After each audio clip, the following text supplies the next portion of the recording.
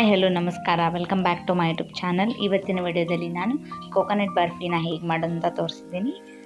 So ಮೊದಲಿಗೆ ಅದಕ್ಕೆ ನಾನು ಒಂದು ಫುಲ್ ಕೊಬ್ಬರಿನ ಚಿಕ್ಕದಾಗಿ ಕಟ್ ಮಾಡಿಕೊಂಡು ಅವನ್ನ ತುರ್ಕೊಂಡಿದ್ದೀನಿ. ಬೇಕಾದರೆ ಇದನ್ನ ಚಿಕ್ಕದಾಗಿ ಕಟ್ ಮಾಡಿಕೊಂಡು ಗ್ರೈಂಡ್ ಕೂಡ ಮಾಡ್ಕೋಬೋದು. ಎಲ್ಲ ಕೊಬ್ಬರಿನೂ ತುರ್ಕೊಂಡಾದಮೇಲೆ ಒಂದು ಪ್ಯಾನ್ಗೆ 1 ಸ್ಪೂನಷ್ಟು ತುಪ್ಪ ಎಲ್ಲ ಕರಗಿದ ಮೇಲೆ ಏನು ಕೊಬ್ಬರಿ ನಾವು ಕಟ್ ಮಾಡಿ ಇಟ್ಕೊಂಡಿದ್ವಲ್ಲ ಅದನ್ನ ಅದಕ್ಕೆ ಸೇರಿಸ್ಕೋಬೇಕು.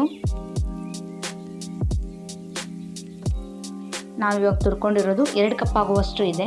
ಸೊ ಇದಕ್ಕೆ ಅಳತೆಯಾಗಿ 1 ಕಪ್ ಆಗುವಷ್ಟು ನಾವು ಸಕ್ಕರೆನ ಆ್ಯಡ್ ಮಾಡಬೇಕು. ಇವಾಗ ನೆಕ್ಸ್ಟು ಒಂದು ಪ್ಲೇಟ್ಗೆ ತುಪ್ಪ ಸವರ್ಕೊಂಡು ಸೈಡಲ್ಲಿ ಎತ್ತಿಟ್ಕೋಬೇಕು. ಬರ್ಫಿ ಅಂಟ್ಕೋಬಾರ್ದು ಅಂದ್ಬಿಟ್ಟು ತುಪ್ಪ ಹಚ್ಕೋಬೇಕಾಗತ್ತೆ. ನಾನಿಲ್ಲಿ ತೋರಿಸ್ತಿದ್ದೀನಲ್ಲ, ಈ ಕಪ್ಪಿಂದ 2.5 ಸಕ್ಕರೆ ಹಾಕೊಂಡಿದ್ದೀನಿ ನಾನು.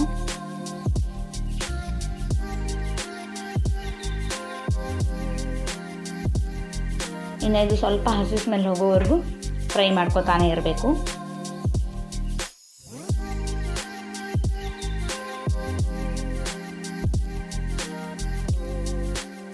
ಇದನ್ನ ಎಷ್ಟು ನೀಟಾಗಿ ನಾವು ಫ್ರೈ ಮಾಡ್ಕೋತೀವೋ ಅಷ್ಟು ಚೆನ್ನಾಗಿ ಬರುತ್ತೆ ಬರ್ಫಿ.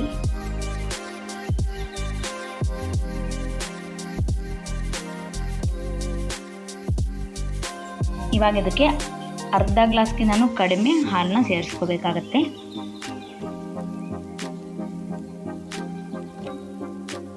ಇದನ್ನು ನೀಟಾಗಿ ಸಕ್ಕರೆ ಕರಗೋವರೆಗೂ ತಿರುಗಿಸ್ತಾನೆ ಇರಬೇಕು, ಬಿಟ್ಟು ಬಿಡದಂಗೆ. ಯಾಕಂದರೆ ಅದು ಪ್ಯಾನ್ಗೆಲ್ಲ ಅಂಟ್ಕೊಳೋ ಚಾನ್ಸಸ್ ಇರುತ್ತೆ. ಹಾಗಾಗಿ ಹಾಲು ಹಾಕಿದ ಮೇಲೂ ಕೂಡ ಅಷ್ಟೇ ಫ್ರೈ ಮಾಡ್ಕೋಬೇಕಾಗತ್ತೆ, ಒಂದು 2-3 ನಿಮಿಷ ಅಷ್ಟು. ಇನ್ನು ಇವಾಗ ಸ್ಟವ್ ಆಫ್ ಮಾಡಿ ಕೂಡ ಸ್ವಲ್ಪ ತಿರುಗಿಸ್ತಿರ್ಬೇಕು. ಅದಾದಮೇಲೆ ನಾವೇನು ಪ್ಲೇಟ್ಗೆ ತುಪ್ಪ ಸವರ್ಕೊಂಡು ಇಟ್ಕೊಂಡಿದ್ವಲ್ಲ ಅದಕ್ಕೆ ಇದನ್ನ ಸೇರಿಸ್ಕೋಬೇಕು. ಅದಾದಮೇಲೆ ಸ್ಪೂನಿಂದ ಇದನ್ನ ನೀಟಾಗಿ ಒತ್ಕೋಬೇಕು.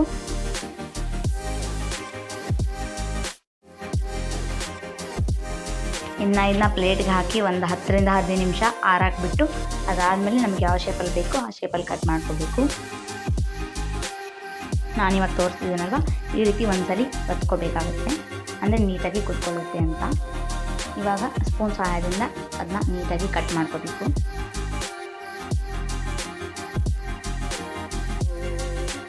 ಇದಕ್ಕೆ ನಾವು ಜಾಸ್ತಿ ತುಪ್ಪನೂ ಬಳಸಿಲ್ಲ. ಸೊ ತುಂಬ ಈಸಿಯಾಗಿ ಹಾಗೆ ಕ್ವಿಕ್ಕಾಗಿ ಹೆಲ್ದಿಯಾಗಿ ಕೂಡ ಇರುತ್ತೆ. ಸೊ ನೀವು ಕೂಡ ಮನೆಯಲ್ಲಿ ಒಂದ್ಸರಿ ಟ್ರೈ ಮಾಡಿ ಕಾಮೆಂಟ್ನಲ್ಲಿ ತಿಳಿಸಿ ಹೇಗಾಗಿರುತ್ತೆ ಅಂತ. ಕೋಕೋನಟ್ ಬರ್ಫಿನ ಬೆಲ್ಲದಲ್ಲಿ ಕೂಡ ಮಾಡ್ಬೋದು. ಅದ್ರ ರೆಸಿಪಿ ಏನಾದರೂ ಬೇಕು ಅಂದರೆ ನನಗೆ ಕಮೆಂಟ್ ಮೂಲಕ ತಿಳಿಸಿ.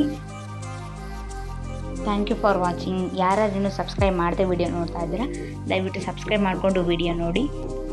ಆ್ಯಂಡ್ ನೆಕ್ಸ್ಟ್ ವಿಡಿಯೋದಲ್ಲಿ ಸಿಗ್ತೀನಿ. ಈಟ್ ಗುಡ್, ಬಿ ಹ್ಯಾಪಿ, ಬಾಯ್.